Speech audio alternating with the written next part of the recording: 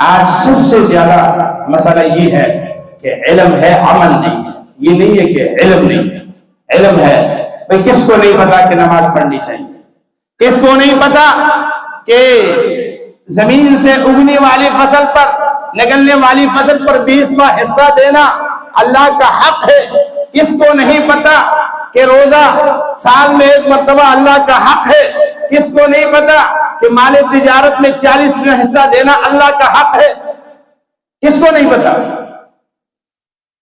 علم اتنا زیادہ ہے کہ آپ تصور بھی نہیں کر سکتے, لیکن عمل کے میدان میں اگر آپ دیکھ لیں تو عمل نہیں ہے. عمل یہ کون نہیں جانتا کہ نماز کے لیے مسجد میں جانے میں کتنا اجر ہے؟ کون نہیں جانتا کہ نماز چھوڑنے میں کتنی بڑی وعید ہے؟ کون نہیں جانتا کہ زکوٰۃ نہ دینے پر کتنی سخت وعید ہے, دینے پر کتنا بڑا اجر ہے؟ یہ ساری باتیں ہم جانتے ہیں یا نہیں جانتے؟ جانتے ہیں. میں ایک مرتبہ ایک گاڑی میں ٹرک والے کے ساتھ بیٹھ گیا تو وہ مجھے تقریر کرنے لگ گیا.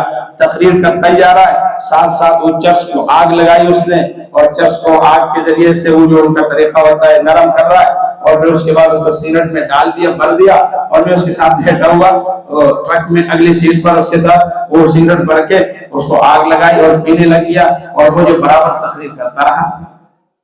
یہ ہے ہمارے علم اور عمل کا تضاد ہے کہ علم ہمارے پاس اتنا زیادہ ہے کہ ہم کسی مجلس میں بیٹھ جائے تو بڑے بڑے شیوخ الحدیث, بڑے بڑے عمل کرنے والے لوگ ہمارے سامنے چپ, بے بس اور عاجز نظر آئے, لیکن اگر ہمیں عملی میدان میں اتار دیا جائے تو وہاں ہم زیرو پر نظر آئے, وہاں ہمارے ہاتھ کچھ بھی نہ ہو. بھائی یہ سورہ ماعون ہے, قرآن مجید کی مختصر سورتوں میں سے ایک سورت ہے.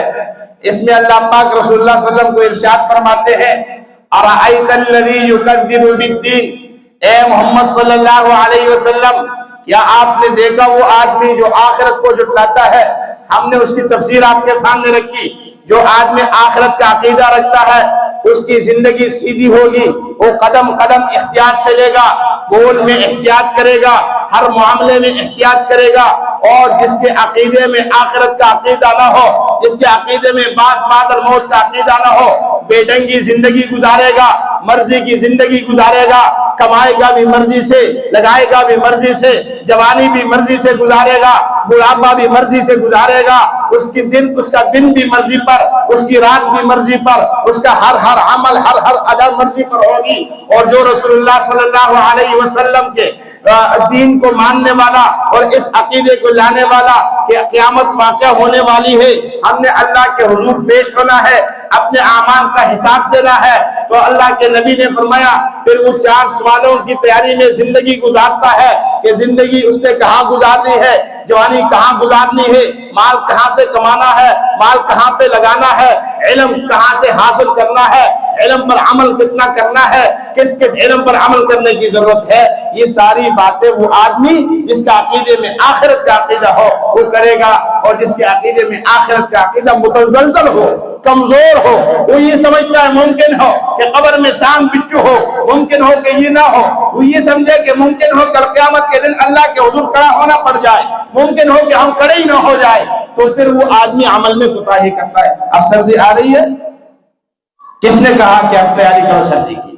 بازار میں ریڑیاں لگ گئی اور بازار میں کوٹ جراب گرم لباس آ گیا, ہم خریدنے گئے اس لیے کہ ہمیں یقین ہے کہ سردی آ رہی ہے. جس کو یقین ہوتا ہے اس کو تیاری کرانے کے لیے یہ کسی تحریک کی ضرورت نہیں پڑتی کہ تیاری کراؤ, اور جس کو یقین نہیں ہوتا پھر آپ لاکھ تحریکیں چلائے وہ ٹس سے مسل نہیں ہوتا. بھائی ہمارا عقیدہ ہے, یقین ہے کہ آخرت آنی ہے, ہم نے حساب دینا ہے, تو ہم اپنی زندگی کو کیا کریں, سدھاریں, سلجھائیں زندگی کو,